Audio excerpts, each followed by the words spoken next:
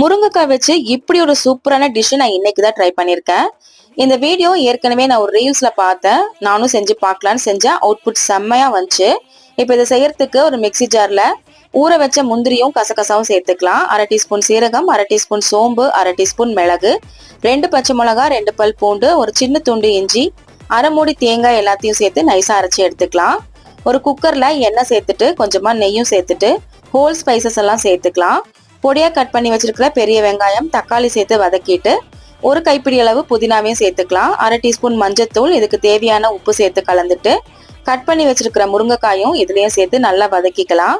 இப்போ அரைச்சி வச்சிருக்கிற தேங்காய் பேஸ்டையும் சேர்த்துட்டு இதுக்கு தேவையான தண்ணி சேர்த்துட்டு நல்லா கலந்துட்டு மூடி வச்சு ஒரு 2 விசில் விட்டு எடுத்துடலாம். இப்போ கடைசியா மல்லி இலையும் தூவிட்டு சுட சுட தோசை, இட்லி, சப்பாத்தியோட இதை பரிமாறி பாருங்க. ரொம்ப ரொம்ப அல்டிமேட்டா இருக்கும். இதை கண்டிப்பா ட்ரை பண்ணி பாருங்க. Happy cooking.